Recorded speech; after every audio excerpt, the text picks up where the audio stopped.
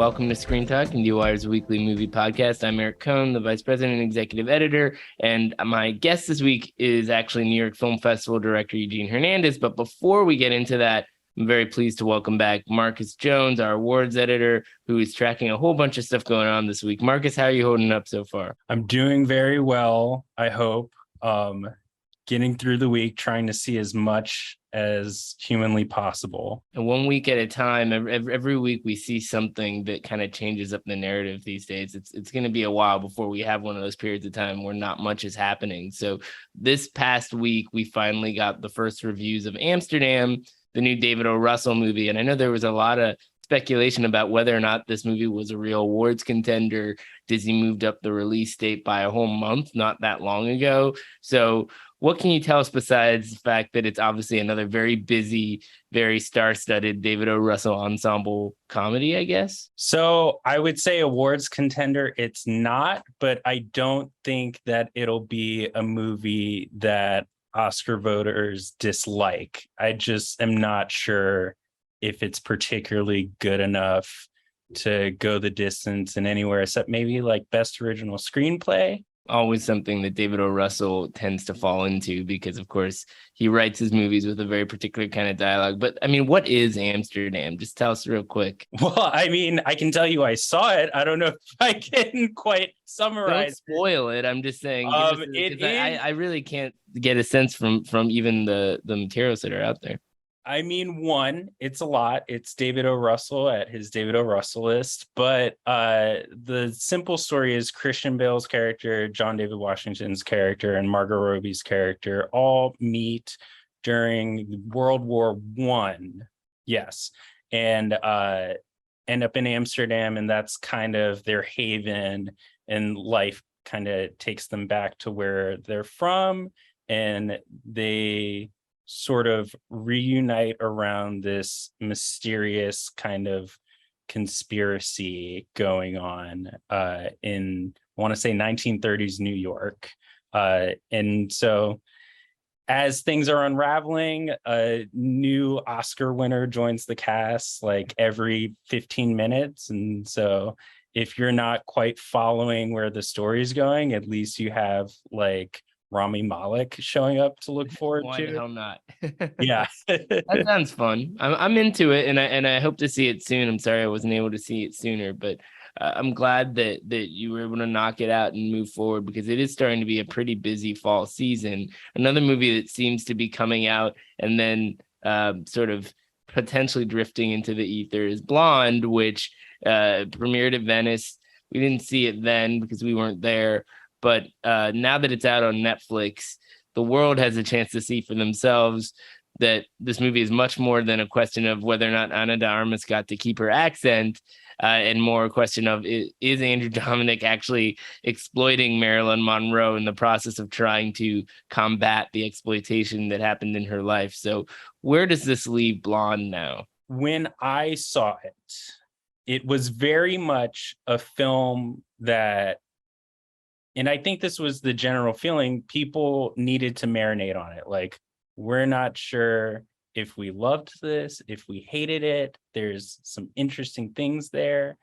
And so I feel like a lot of viewers were looking for guidance in the direction of like, was this a good and bad movie? And I think there is an alternate universe where it would be more well-liked, but all these Andrew Dominik interviews, the man has shot himself in the foot so hard it's blown off. It's a real case study of why media training can be helpful for certain things, especially if you have a very, very sensitive subject matter. So at some level, it's like, the opposite of Don't Worry, Darling, where it was like, yes, more media scandal, get people excited to see this movie just so that they know what it is. In the case of Blonde, it kind of feels like less is it would have been more. But I suppose now that it's out, it'll have a different kind of life. And even if it's not an awards movie, it certainly seems like something people might be inclined to hit play on Netflix, whether or not they continue to go through it. So speaking of Netflix, we also got the update that Bardo was a Mexican Oscar submission. No real surprise there. It was on a short list with a bunch of much smaller films. But so Iñárritu's kind of divisive of sorts movie about a documentarian who returns to Mexico, is I think one of the more exciting movies to debate in this season, much more so than Blonde, I think, because opinions vary so wildly. But I guess the big question now is, since Bardo is the official Mexican submission, what are the odds, do you think, that it gets nominated, even though on the festival circuit and among reviews, it wasn't uniformly praised?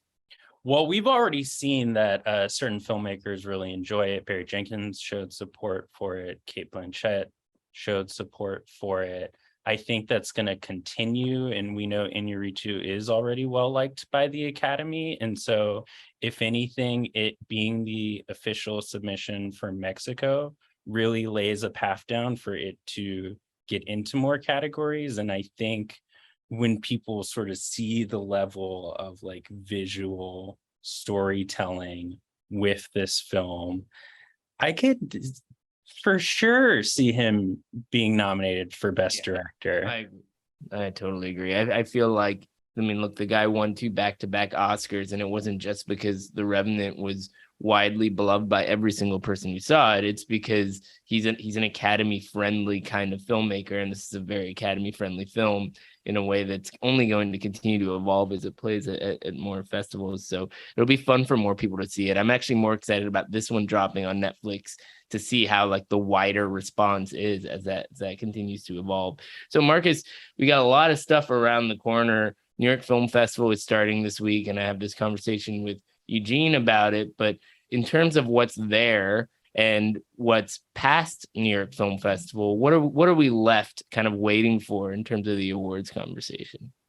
Right. So with New York Film Festival, it's the big relaunch for White Noise that did already premiere at Venice, but people stateside haven't seen it as much. And so it is a good opportunity for that film to kind of get back in the awards race. But as far as premieres that no one's seen, Till is going to be there, as well as She Said. And in addition to those kind of being Best Picture contenders, they're definitely ones to watch for the Best Actress race between Danielle Deadwyler, Zoe Kazan, and of course, Carey Mulligan, who was nominated recently. And also The Inspection is closing it. I think that's another sort of film people are looking at for acting races. Maybe Gabrielle Union, supporting actress, Jeremy Pope, Best Actor. But Till and She Said are the big sort of awards fair. And then just going even further into the year, we still haven't seen the sequel to Avatar. They did just re-release it, and I think people are kind of re-enjoying it. Seems to have done well enough to remind people that they like it. Rediscovering the phenomenon. And then, of course, Black Panther Wakanda Forever is a huge one that people are anticipating. And of course, Avatar and Black Panther were both nominated for Best Picture, and so that's why it's still in the awards conversation, even though it's a sequel.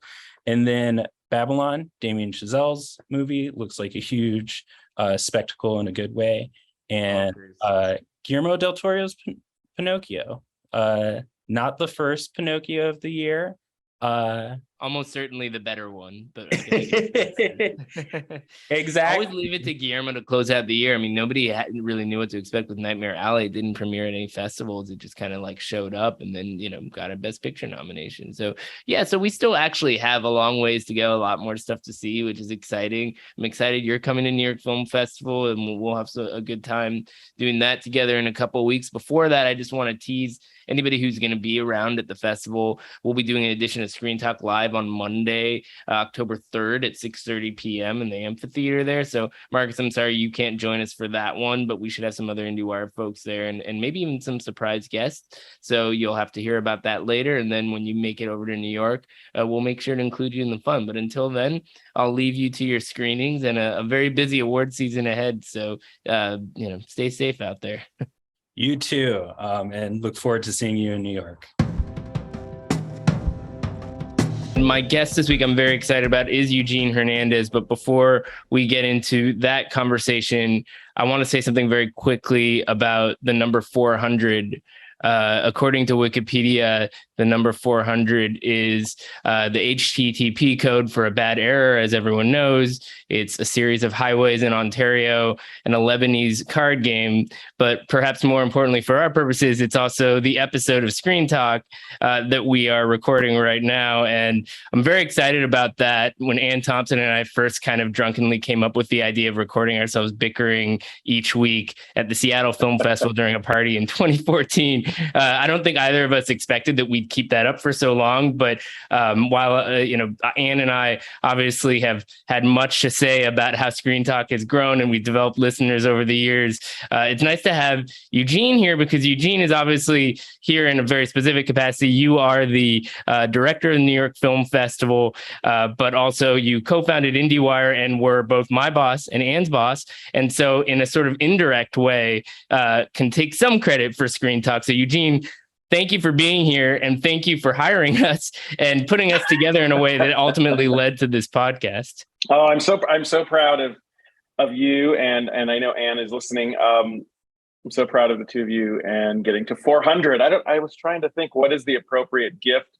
for 400, and I couldn't find like a hospitality site that told me what the appropriate gift is for a 400th podcast. But if nothing else, we'll just get to hang out together in New York very soon at the festival. But congratulations on 400. It's a true milestone to have 400 episodes of a podcast that I know, well, for me is still a weekly listen, but I know for so many people too. So shout out to your listeners. I'm just so happy for you and so proud of the work you guys do at IndieWire. And I know that it's appreciated by everybody who's listening in. Yeah, thanks. I mean, I will say when we reached 100, my wife sent us a cake, but we can't just get cakes each time. And you have gifted us in a way, because you helped open the door for us figuring out how to do Screen Talk live at New York Film Festival, which we are going to do next week. And details are forthcoming on that. So I hope to see some folks who are in town for that. But let's talk about you. I want to talk about New York Film Festival. It's the 60th year. There's a ton of movies to get into. We've previewed it in various ways in piecemeal over the course of many months on this podcast, but having you back on here is an opportunity, obviously, to go deeper.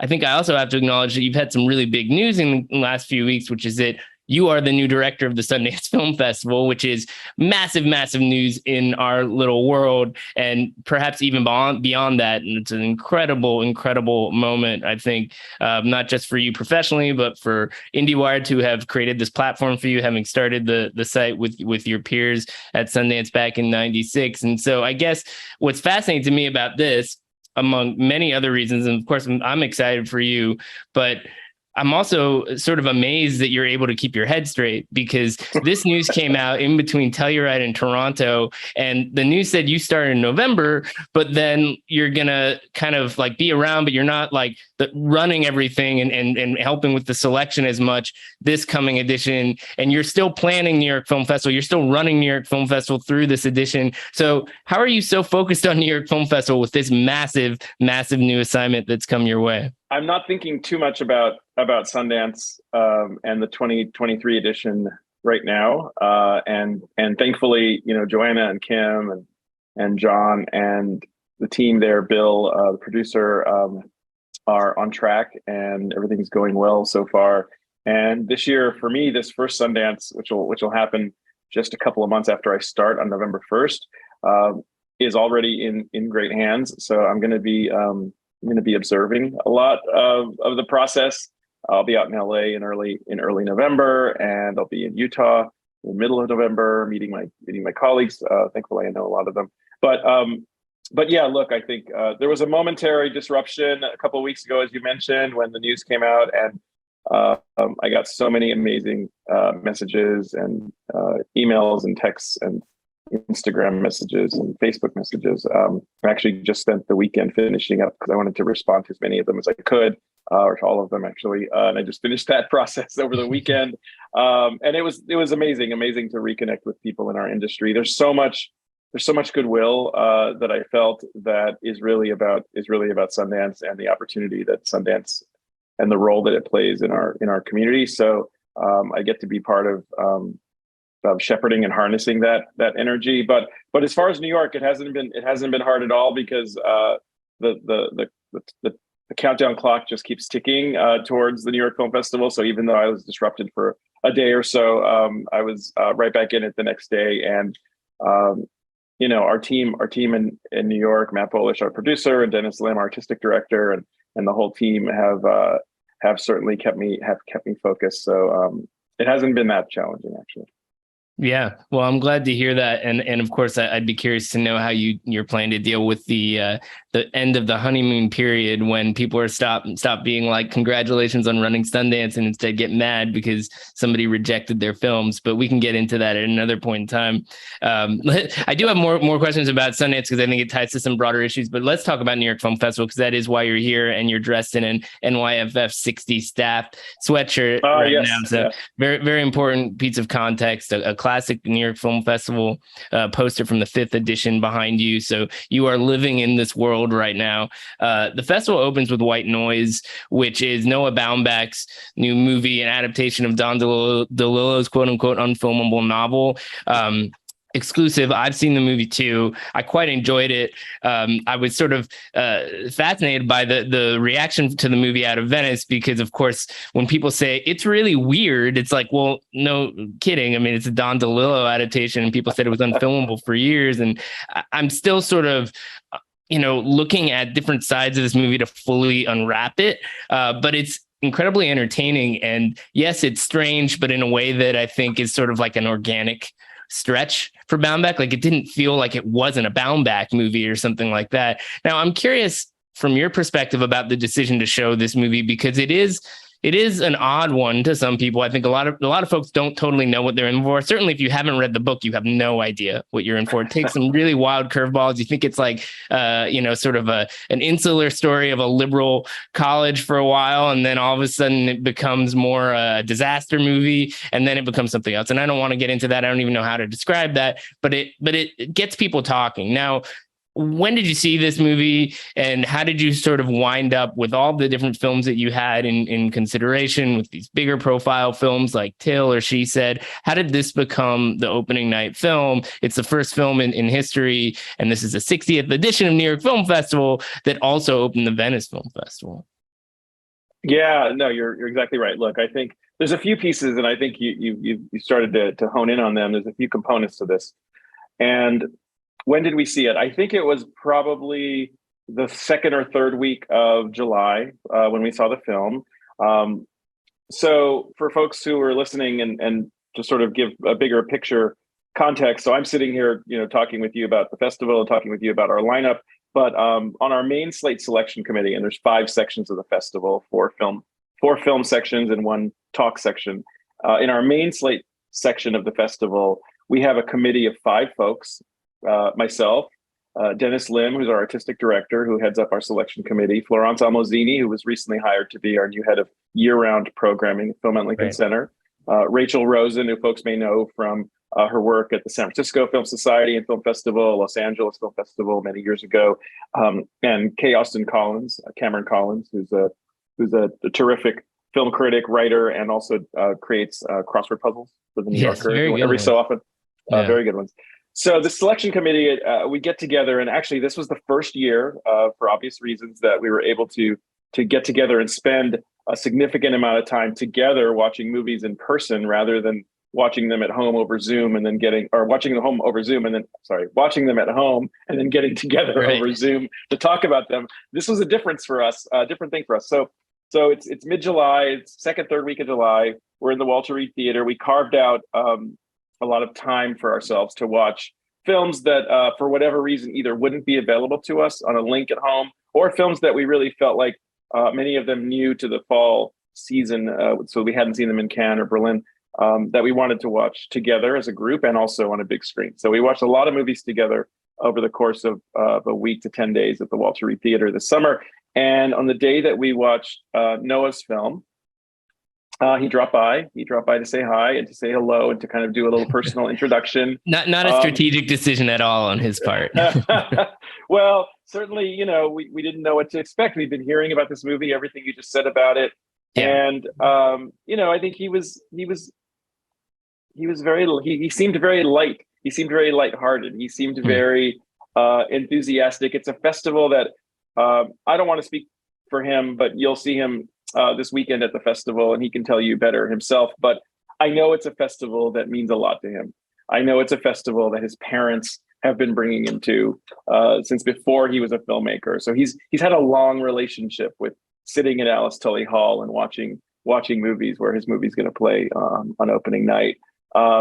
He's talked openly about the fact that when Kicking and Screaming played at the festival in the 90s, that film was, destined for the home video pile, and it playing at the New York Film Festival, and then the response it got, the critical response, right. It really, I don't want to say that it saved his career. He can speak to that, but it certainly sent his filmmaking career in a different direction, that being, a kind of turning point moment that he still talks about. So when we sat down, we saw the film, we responded to it really well. We really liked the movie, and I think you said it well. It's a film that feels like a Noah Baumbach film, and yet you can see him stretching, you can see him exploring, and I think connecting with this novel that meant so much to him, a writer who means so much to him, and a novel that meant so much to him. And then, holy crap, that LCD Sound System song over the credits, people are in for a treat. Like, I'm starting the James Murphy Absolutely. Oscar campaign right here, right now. I mean, I'm sure that Netflix started it earlier, but it's great. And that's a great sort of New York hook too. But I think the other thing that's notable here is that there's been so much conversation in recent years about the world premiere game, and New York Film Festival not playing it has been kind of refreshing. I mean, the fact that the year that a lot of this tension was sort of playing out in the media, you showed The Favorite, which had already premiered in Venice and stuff, and Telluride and all that. And it like sold out and it was fine and it didn't matter. And it's interesting because like there was this sense that like all the festivals were suddenly collaborating during the pandemic because there needed to be solidarity in the film community. And like that just like immediately evaporated as soon as it didn't have to be there in the same kind of way, right? Because TIFF and Venice and Telluride we know they're all jockeying for exclusivity. And TIFF certainly, like by virtue of getting the Spielberg film Fabelmans, that was a coup for them. So I guess like in your case, you've got this opening night slot and then a bunch of other slots. You do have some world premieres, but just in general, what has your feeling been about this? Given that there is so much like more or less like public tension between these other festivals in terms of exclusivity. Look, I think there's a couple of pieces of this we can unpack, and yeah, there's a handful, maybe 5 or 6 world premieres at the New York Film Festival, and we can talk about She Said and Till, and the new Scorsese documentary and the new Elvis Mitchell documentary. We can talk more about those in a second, but whatever public competition you see it's really about Alberto in Venice and Cameron in Toronto and Julie in Telluride and us in New York, just fighting to do what's best for our festivals, what we feel is right for our festivals. So that might play out in public ways where, a particular festival is speaking, in favor of a film they're showing or speaking out in favor of their festival. But behind the scenes, there actually is tremendous warmth and connection between all of these festival heads. We've all been through a lot, and you're right. During the pandemic, we had to come together in new ways, and we were having regular Zoom calls to just compare notes about how we were gonna persevere, and talking about virtual platforms and talking about all sorts of stuff.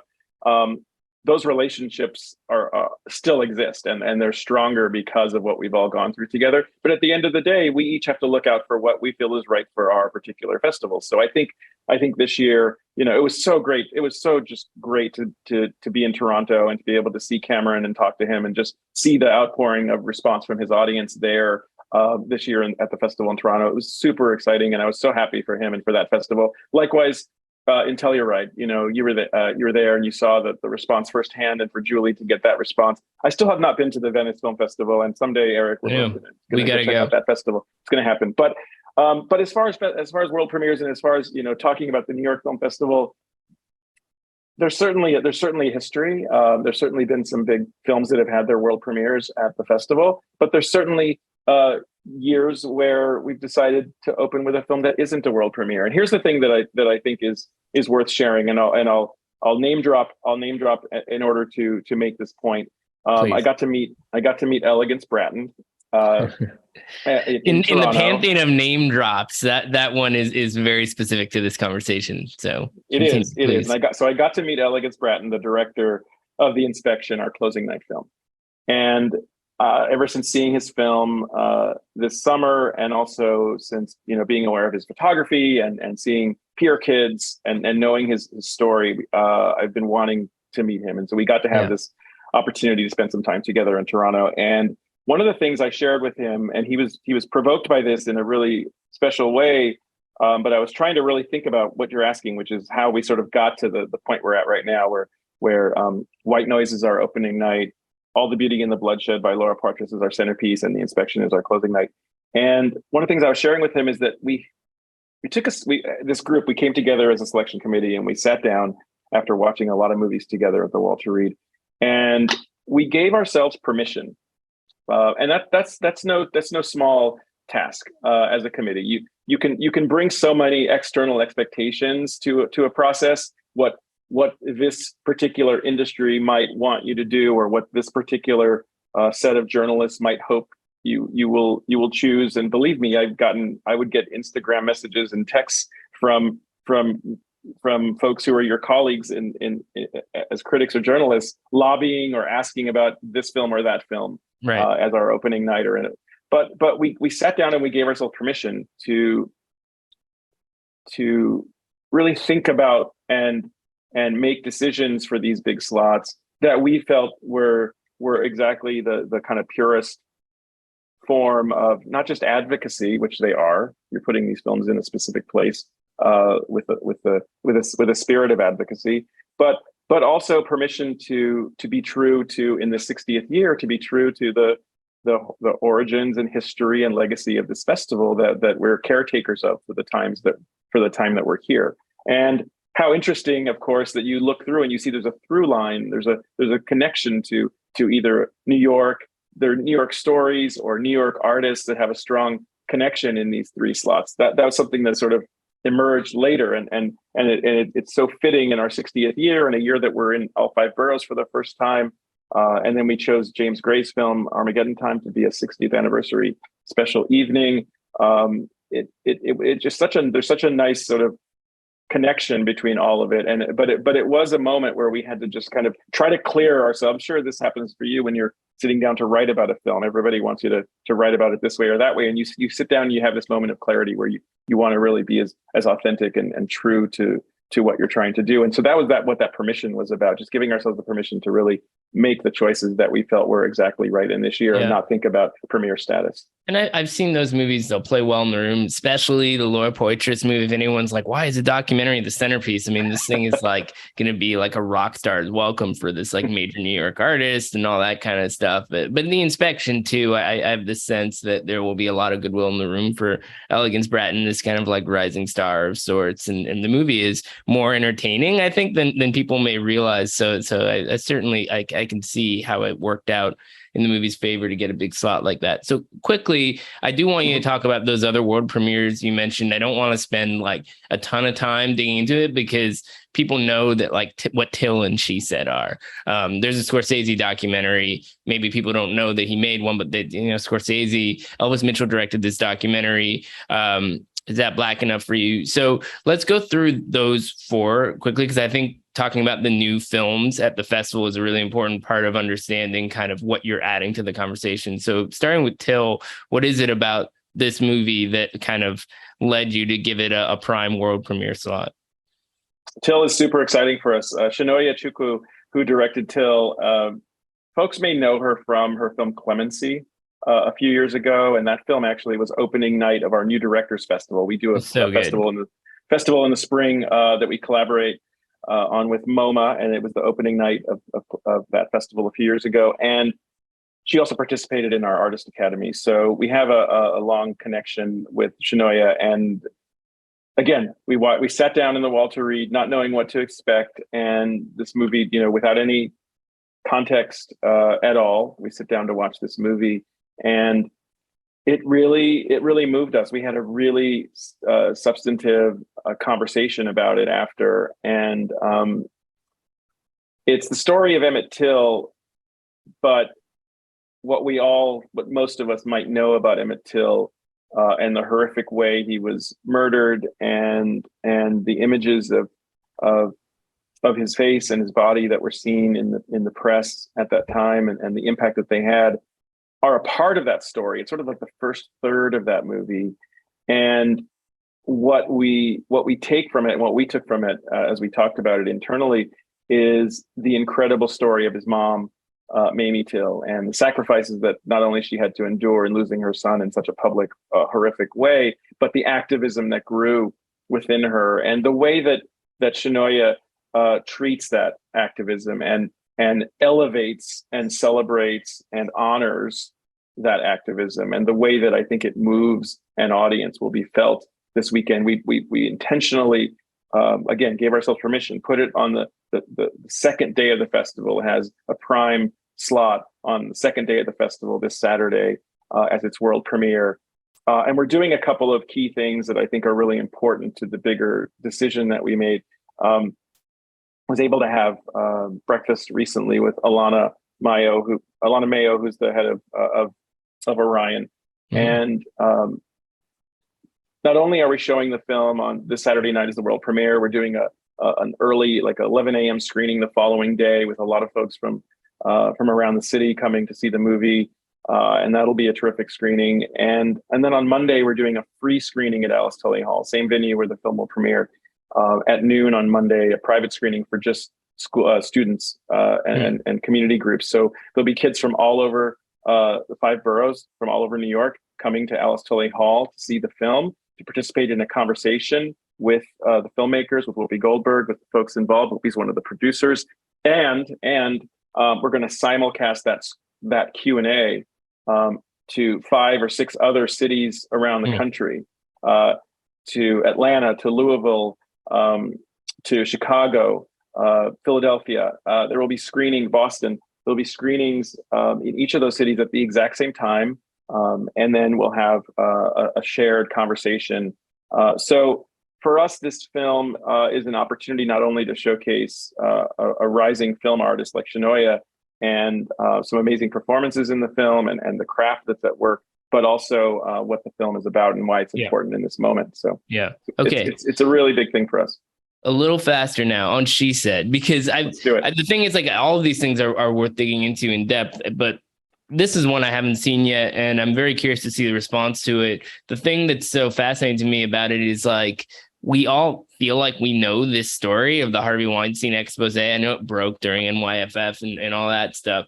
But it's like, such a weird meta thing to see this story in the context of watching it at a film festival too. I mean, what is it about She Said that you think could add something to the conversation about the reporting on the Harvey Weinstein sexual assault cases that we haven't already kind of dealt with many times over? Well, a film festival is the perfect context in which to watch this movie, because as you'll see in the film, it opens at a film festival. Film festivals are name checked in the movie. The movie is based on the book that Jodi Kantor and Megan Twohey wrote, based on their own reporting and revealing these horrific stories of Harvey Weinstein's abuse. It actually broke during the New York Film Festival a few years ago, and so it actually, and it's another very New York movie. New York is kind of a character in the movie as these two women are out pounding the pavement, trying to get the story, trying to talk with different women who were abused about coming forward. So they're spending a lot of time out, just really like pounding the pavement, trying to get that story. So it actually felt like it felt like so appropriate to screen this film in a film festival context, particularly in New York, particularly given the subject matter this year. Yeah, no, that makes a lot of sense. And we'll have to double back on it once I get a chance to see it. But tell me about the Scorsese documentary. A new Marty movie is always an event at New York Film Festival. Obviously, The Irishman opened it, but what's this one going to be like? No, this new film by Scorsese is terrific in that he has, in his documentary work, he often is exploring sort of maybe unexpected, overlooked, or otherwise sort of uncontextualized subjects. In this case, David Johansen, who some people might know as Buster Poindexter. He did a show. He did a show at the Carlisle a few years ago, and Martin Scorsese was able to sit and watch that performance. It's sort of a mix of songs and stories, and so those moments from that show kind of anchor this documentary, but it actually ends up kind of expanding from there into an exploration of a particular moment in New York, 70s and 80s kind of cabaret scene, underground scene, kind of the glam punk era. You're looking at, the kind of moment of the New York Dolls, his band was emerging in New York. So it starts as sort of a document of this performance at the Carlisle now, but it reveals so much more about New York City culture, New York City art culture and performance culture, kind of through the window of this one guy, David Johansen, and it kind of opens up a whole, not surprisingly for a Scorsese film and a documentary, it opens up so much more. Yeah, I can't wait to see it. I mean, I feel like post Pretend It's a City, Scorsese's like entered into this fascinating kind of like nonfiction mode of kind of documenting what now is considered to be old New York, but it's also a good partnership with the kind of symbiotic relationship with the Laura Poitras movie. Like they're both, it feels like, I haven't seen the Scorsese doc, but it feels like they're both sort of capturing that New York subculture that people worry is sort of dying out in a way. So and it's playing, and you're right, it does, and it's playing late in the festival because when Marty and his team came to us to have us consider the film, we watched a very rough cut earlier this summer, and they're working on it as we speak, racing to finish it in time. It'll be literally the first screening for an audience when it plays on October 12th. So they asked us to schedule it as late as possible into the festival so that they could hit that deadline. Amazing. So all right, so let's talk quickly about Elvis Mitchell's Are You Black? Is That Black Enough for You? It's a Netflix documentary that I'd heard about a long time ago. So I was sort of, in my mind, I thought maybe it had premiered at Sundance or something, but it's actually it's a brand new film. I just want to for the record state that Elvis Mitchell is not a film critic anymore, because I often see him described as film critic Elvis Mitchell is now the curator at LACMA or whatever. He's had all these different kinds of roles over the years, and now you're going to see stories about film critic Elvis Mitchell made this documentary. I heard him once at standing outside Alice Tully Hall. Someone went up to him and said, "Are you that film critic?" And he said no, because he doesn't consider himself a film critic anymore. He moved on from that, but he was a film critic for a very long time, and he's got a great head of knowledge about movies and a beautiful writer about movies. So I'm very curious about how that talent translates into being a director, in this case making a movie about an aspect of film history that is certainly underrepresented in films about films. Yeah, look, once a film critic, I don't know, always a film critic. I guess suppose you probably get painted with that brush. Yeah. But the question is how much you choose to escape it. Well, I think in this case, I think you're right. Look, he brings the mind and the approach of a film critic to this film. But he also brings so much more. He brings his lived experience to this film that is literally told in his own voice. So in that sense, it's very nourishing and kind of nurturing to hear. Elvis has such a distinct voice and such a distinct idea for movies, and the way he's able to connect them to his own life, to his upbringing. Elvis telling you his story as more than a film critic, as someone who has lived, as I said, a lived experience that is so intertwined with Black cinema, as a Black man growing up in this country.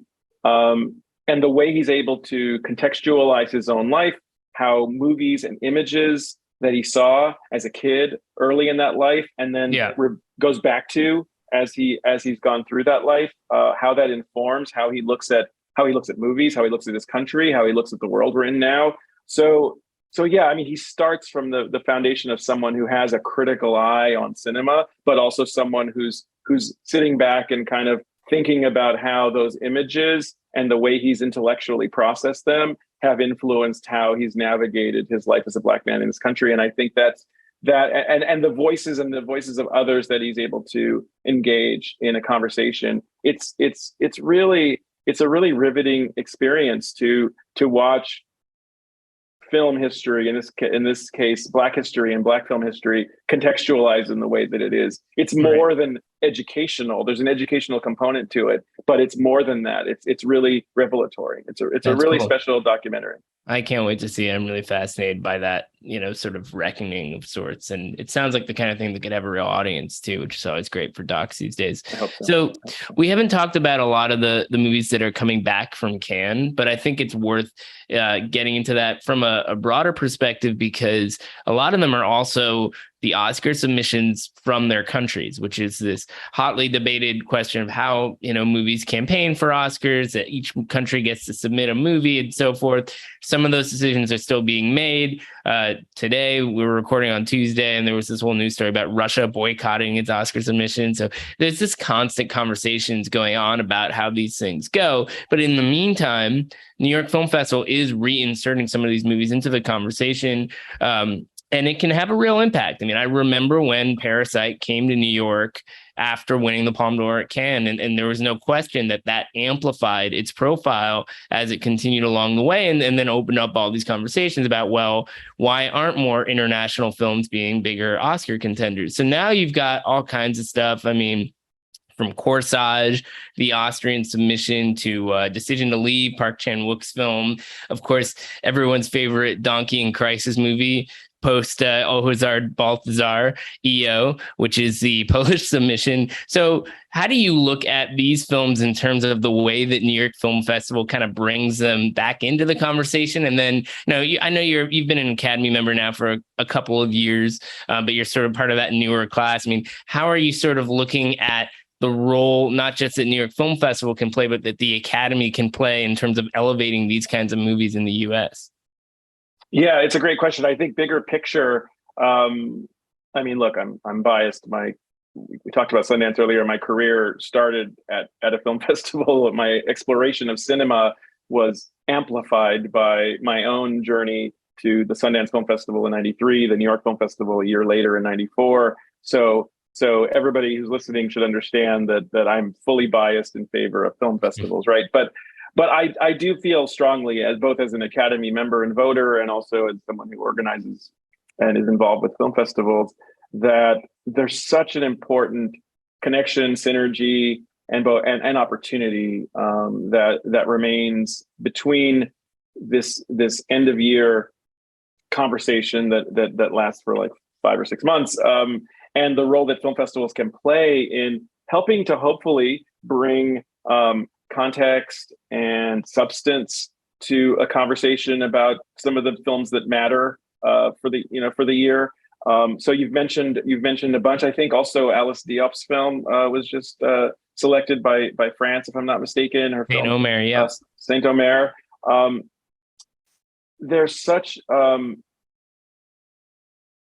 you realize when you sit down and look at this time of the year, and we've just gone through Venice and Telluride and Toronto, and now we're coming up on New York and a bunch of other festivals, Mill Valley, Hamptons, AFI coming up, that where would a film like Parasite be, or where would some of these other films be that you're mentioning, without the opportunity for these films to engage and connect with audiences in art houses and in theaters all around the country right now, or all around the world. Many of these films don't have the kind of immediate support and backing and promotion behind them that a big studio tentpole or comic book film might have.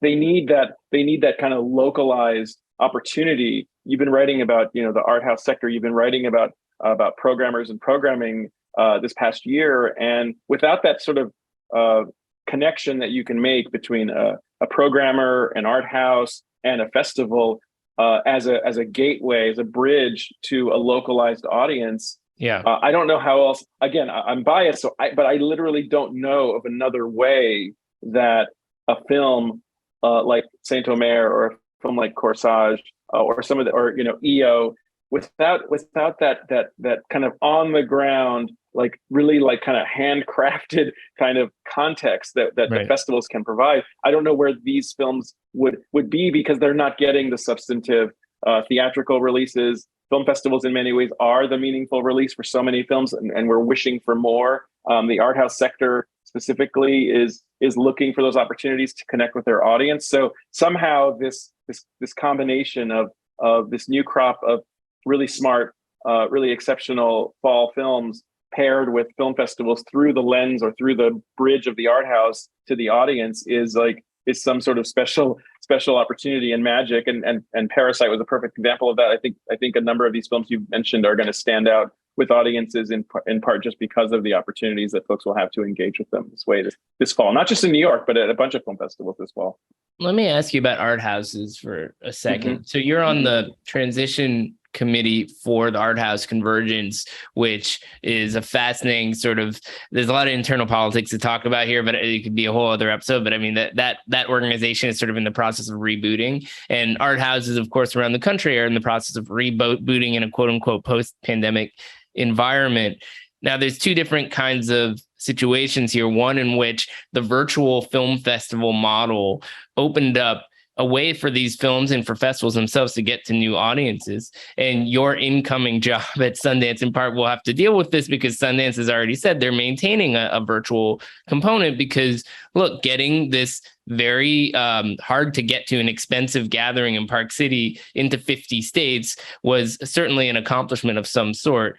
At the same time, I mean, I remember when New York Film Festival going virtual was just not the same thing. And you're not centering the festival around its virtual presence. So I'm curious what you make of kind of this added layer of the virtual festival and virtual cinemas and all of that, because it feels like a lot of festivals are trying to sort of just pretend it never happened. And I think it's interesting that Sundance is like, no, actually, this was kind of good for us. We're not going to just throw it away.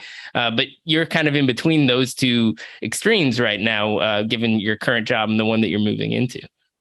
Yeah, look, each festival is going to do, as we talked about earlier, each festival is going to do what's right for them and what makes sense for their audience and for their organization. Bigger picture, you're exactly right, and you've been tracking this at Indiewire. This conference that we all knew as the Art House Convergence, which was this regular gathering that took place every year right before the Sundance Film Festival. The Michigan Theater was the organizer of that conference, and they called it Art House Convergence. They launched it with Sundance. What's happening now, and I've served on a working group for the last few years to help establish an infrastructure so that the very first standalone nonprofit organization can be created. And that's the handoff that's happening right now. Actually, as we speak, there's an election going on for board members. And then those of us who've been on the working group for the last number of years are going to step back. Elected board members elected by the art house community will step in and actually will launch the very first standalone nonprofit organization in support of art house cinema around the country. That's super exciting. By the way, it is worth noting Sundance Institute kind of helped set that up because they gave a grant to them to kind of lead up to this moment. And full disclosure, Sundance Institute is serving as the fiscal sponsor. So when Michigan Theater stepped back and handed it off, they handed it off to Sundance to be the fiscal sponsor, just to give the organization an opportunity to reconstitute or to constitute itself for the first time. That's the election that's happening now. It's a fundamental piece of this puzzle, and it actually connects to your question also about streaming. There's no denying.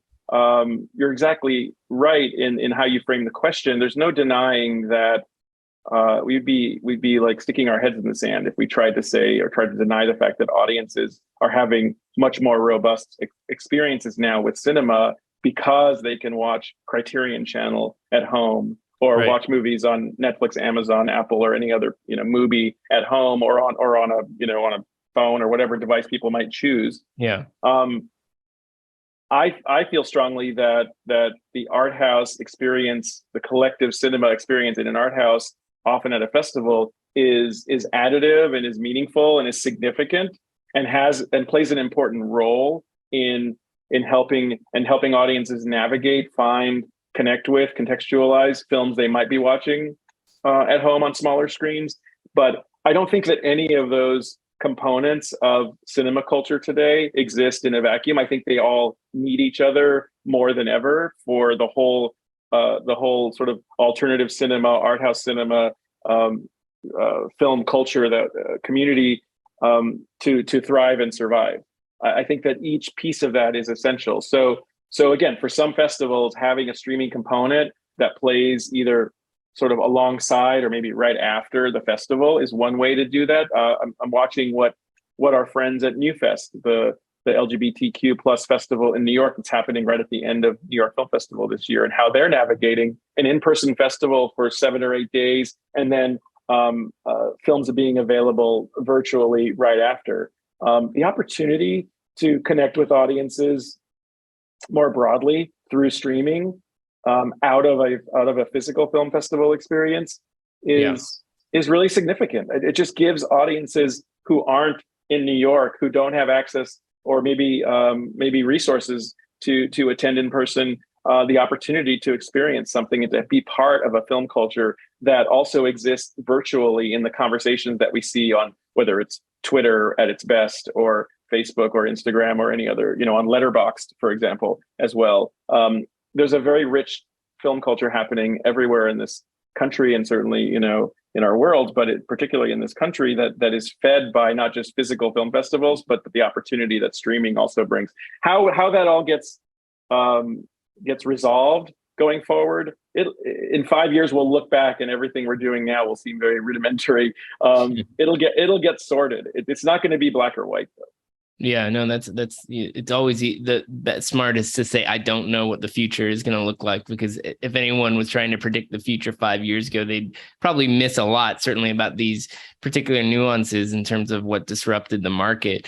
Now, let's talk about another topic that's sort of broader than the festivals themselves, but I think is relevant, and that is the kind of diversity quotient of this year's festival and programming in general. That term gets bandied around so much, it often loses its meaning, or is people have different kinds of working meanings on it. But I want to talk about one particular matter with respect to it this year, and that is that, so it's Hispanic Heritage Month. And if we define the word Hispanic as a Spanish-speaking person living in the U.S., especially one of Latin American descent, then there aren't any Hispanic films in the New York Film Festival main slate. There is an Argentinian film, Trenque Lauquen, and certainly the Latin American film industry has had a hard time during the pandemic. So there has been a dearth of really strong Latin American films performing well on the festival stage over the past year. But I want to talk about this somewhat in personal terms, because I mean, you and I both have a relationship to this idea of being Hispanic in the U.S. My father's from Bogota. Your grandfather's from Mexico. Is that there? So all of my grandparents are from Mexico. Yeah. All of your grandparents. So given that kind of lineage and your investment in this issue, and certainly when we work together, we would talk a lot about this and the different kinds of, Latin American film festivals that we wanted to attend, from Morelia to Guadalajara and so forth, Cartagena. So I guess what I'm curious about is how do you look at this challenge, and not just about like Hispanic films, but just Latin American cinema in general, and the kind of challenge of trying to incorporate something into a program when, you're not sure if you have the kinds of films that would justify the decision. Yeah, look, you're right on all counts. I mean, this is I bring a very, like you, I bring a very personal stake to the conversation, and it's not something I can sort of turn on or turn off. It's within me, right? So it's how I've been raised, and my interest is very specific, even as I continue to learn and grow in my own path of understanding in film. We also have to be willing to take a step back as programmers and curators and leaders of organizations. We have to be willing to step back and accept when we're not making enough progress as an institution, as a festival, as an industry, as a community. All of this is complicated by the fact that the pandemic has certainly hit hard filmmaking in a number of parts of the world and parts of our film culture, but that doesn't absolve anyone, or that doesn't give us an excuse. It's for us. We have to be as persistent, or I'll speak for myself. I have to be as persistent and focused and aggressive about this, no matter where I work. So it is something that is an ongoing topic. We're seeing with the New York Film Festival in particular, because that's what we're here to talk about today. we see ebbs and flows. We see Yeah. ebbs and flows with waves, literally. Sometimes they're called a new wave or that kind of thing. Waves of cinema that become an area of focus for a particular festival, a group of programmers, for critics who are sometimes as journalists wearing my journalism hat, my publisher of film comment hat. It can be nice and tidy to see like a group of films coming from a particular part of the world or from a particular culture, to kind of celebrate that, to get behind that, but at the expense of what else? So in the case of the New York Film Festival, what are we doing? And this will be my third festival in this role. I've been working on the festival and with the festival for 12 years now at Lincoln Center, but in these 3 years as running the festival with our artistic director, Dennis Lim, one thing we've tried to do is expand the pool of people who are part of the curation and selection process. We expanded the selection committee that I mentioned earlier to 5 for the main slate. We expanded the number of consultants and advisors who we have all around the world, in all parts of the world, and that's a number of them will be with us at the festival this year to contextualize and talk about film. But we certainly sit back as we're going through the process. We sit back and talk about where we feel like we're missing something. That's not to diminish any of the films that we chose in this year's festival. Again, we gave ourselves permission to be very intentional about choosing films from established and emerging filmmakers alike, names that people know and names that people don't know yet, and we want them to know. Films from a wide variety of perspectives, male perspectives, female perspectives,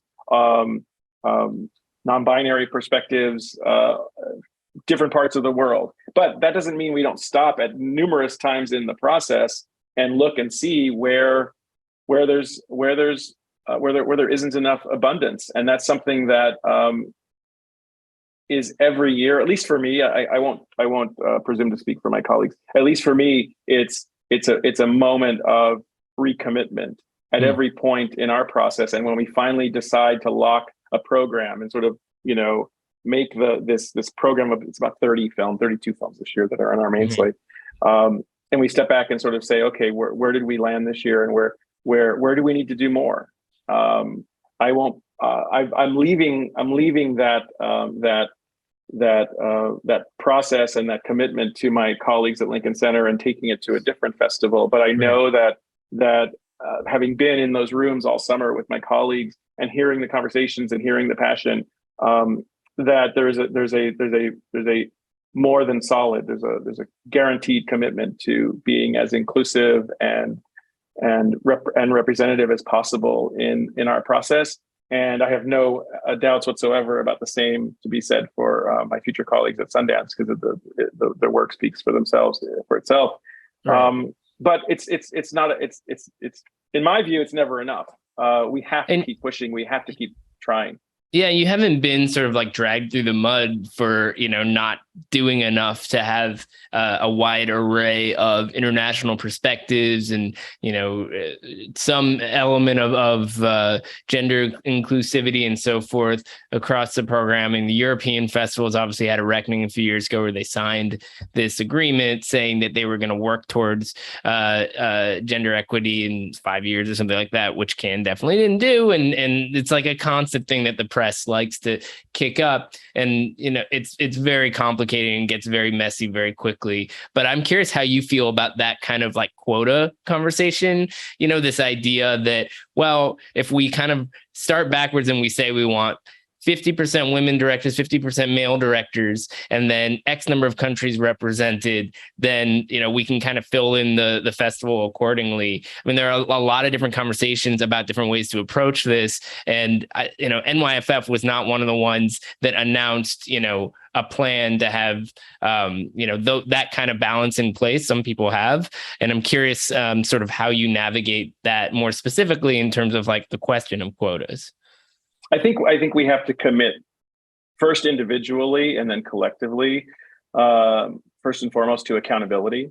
I sit in a role at the head of an organization, and I have a role in the case of the broader organization, and then in the case of the festival itself, where I have a responsibility for hiring, for being a part of, with Dennis, our artistic director, being a part of a conversation around who we decide to invite into the room, and that's where it started for us. I'm not gonna critique or criticize any of my predecessors who I believe and know, because I know them all well, remained as committed as anyone else to presenting as wide an array as possible during the New York Film Festival, or in our case, and in running the festival, I also am one of the leaders of Film at Lincoln Center broadly. So Film at Lincoln Center is the year-round nonprofit organization at Lincoln Center that runs the New York Film Festival, but we also run a dozen other film festivals throughout the year. Mm-hmm. And so that's something that we can talk about the New York Film Festival, which we're here to talk about today, but I also encourage my colleagues at Lincoln Center to put as much energy towards the New York Film Festival as we do to the year-round program of Film at Lincoln Center. Right. That includes new directors we talked about earlier, a festival of discovery for mostly first and second time directors in the spring, but also for our African Film Festival, our Italian Film Festival, our French Film Festival, and our New York Asian Festival, and so many others that happen throughout the year. And to make sure that we are looking at the big picture as it relates to all the programming bring to Lincoln Center. And then the last piece of it for me, and something that I've worked on a lot, and you've been a part of this too, are these academy programs that we have at Lincoln Center, at Film at Lincoln Center, the Critics Academy that we started with you, the Artist Academy that we started with our friends in Locarno, and the Industry Academy as well, that are focused expressly on nurturing and supporting women, people of color, and LGBTQ plus folks who are at an early stage of their career in each of those areas. Because I think what we need to do in film culture and film community is spend as much time as we can nurturing and supporting not only the work that's there in front of us now, but also this next generation of what's coming next. And if we're not investing in the future, we're gonna be facing the same kind of challenging conversations that we're having now. And we have to be willing, like I said earlier, to admit that it's never enough. We have to keep pushing on these topics. We have to keep trying. And it's an area that I've seen and observed and felt for my almost 30 years working in the industry. It's been something that I've navigated just as a person of color trying to find a path through the industry. It's something that I've seen up close for a long time. That's the last thing I wanted to ask you about. I know your time is precious these days. You do have a film festival coming up, and just a couple on Friday things are going to get nuts, but I'm sure they've been nuts for weeks now. But I do want to just ask one more question more broadly on this, because as you touch on, you've been doing this stuff for 30 years and going to Sundance in particular, where you now will be sort of setting the agenda in a major way. Sundance often felt to me, I remember when I went the first time, it was this legendary place, and I had read Emmanuel Lubezki's film book, Cinema of Outsiders. Emmanuel Levy, excuse me, not a big difference there. Emmanuel Levy's book, Cinema of Outsiders, in particular, was what had an impact in terms of how I saw Sundance as an opportunity to represent underrepresented people. The word diversity, again, was not a buzzword in the industry, but Sundance seemed to me like the sort of platform for marginalized voices that were not getting a platform at Hollywood, and that Hollywood could provide to kind of get out in the world. I guess what I'm wondering is, as you start to think about Sundance and as this sort of entry point for conversations that the industry at large has, what more can the industry be doing to sort of evolve the diversity conversation? Look, Sundance obviously launched people like Ryan Coogler, and he made movies like Black Panther that have had a direct impact on these things. You had Shaka King, all really important directors came out of the Sundance ecosystem. But on some level, we've had these awkward moments where it's like Hollywood likes to point to those filmmakers or those movies and be like, see, we did the diversity thing. But what would you like to see in terms of the industry as a whole doing more to kind of forward this conversation? I think at a very fundamental level, and to be honest, I really haven't had a lot of time to think about it from a practical perspective, but I can speak to it from a personal one, from a lived experience one. And I think that what excites me about the opportunity for Sundance is the potential for an ongoing emphasis on discovery and what that sheer potential allows and affords our industry. So I think that's sort of where it starts, and we can talk again in November and December and leading into post Sundance 2023 early next year. But what I've felt fundamentally in what drew me myself to Sundance in the early 90s, and also what drew me and Mark Rabinowitz and Sherry Barner and others to launch Indiewire was this fundamental belief and optimism that the industry would have our backs ultimately because of places like Sundance and the Sundance Film Festival, because of places like Film Society of Lincoln Center and New Directors, New Films, and also New York Film Festival, and so many other festivals and institutions that we saw at the time and that we've since seen continue to push and to advocate and to support. And again, it's maybe for some of us it's never enough, but to continue trying and struggling to be open to talk about the moments when it isn't enough, and to be willing to commit even more energy and effort to continuing to shift the conversation. I think that we're seeing an ongoing conversation happen that just needs to be something that we remain open to as an industry. So that sense of discovery and openness and willingness to continue to look elsewhere and everywhere, and not kind of sit back and allow ourselves to become complacent or allow ourselves to feel like we've ever done enough, because it's never enough. So that's something that's a through line that leads right back to the New York Film Festival and what I talked about earlier, and giving ourselves permission to celebrate and bring to the table voices that, there's so many first-time filmmakers, either first time to the New York Film Festival, in some case first-time narrative feature directors in this year's festival. These were intentional decisions. Do we have more work to do? Do we need to be more representative, and do we need to continue to push to be as inclusive as possible? Absolutely, no question whatsoever. But we also just need to be accountable for those decisions, and for every spot that we decide to fill. So last question, it's the 60th edition of New York Film Festival. So many years of posters to look at there. I mean, it's been every decade that comes up for New York Film Festival. It's like you can go back and look at all the different posters and they tell this amazing story. And this year, obviously, with the Nan Golden one, tells a pretty remarkable one. But you've been pretty great about kind of collecting your own New York Film Festival posters. And I'm curious about, with your role shifting, if the poster collection itself will now become more Sundance dominant, or how are you kind of approaching your personal archive? Yeah, look, I'm by no means a proper or professional poster collector, but as my parents know, that in a storage shed at their house in California, there's tubes and tubes of old movie posters. I've worked in movie theaters now for 30 plus years, since I was a student at UCLA running the film program on campus there.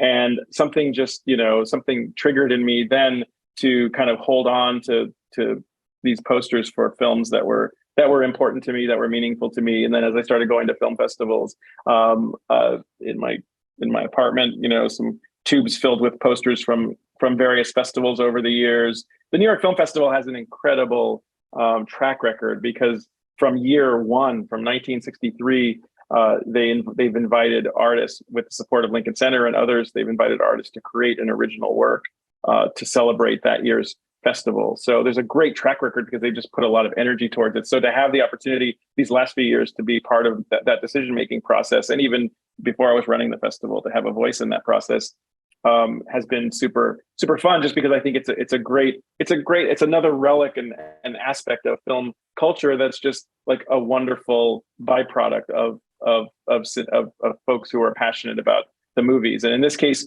we got these designs. We asked Nan Golden, perfect year for her to do it, centerpiece film.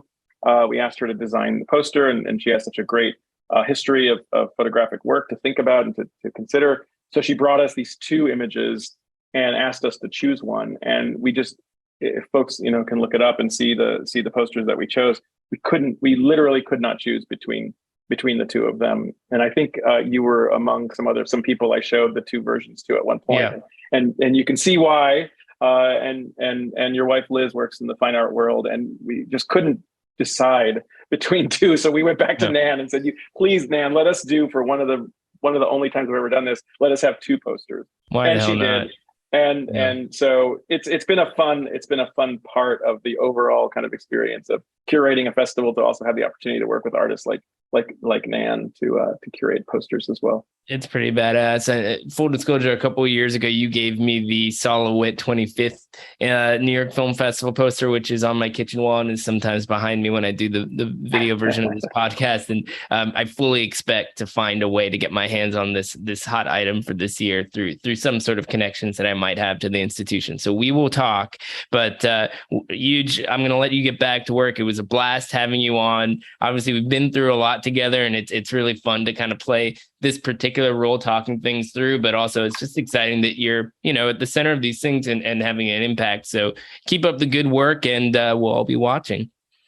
Likewise to you, Eric. Congratulations to you and the whole team at Indiewire. Congrats to you and Ann on 400 episodes. 400, baby. Crazy. Keep it going. We'll see you at 500 and more from there. And I'll see you on opening night. All right. Thanks again. Bye.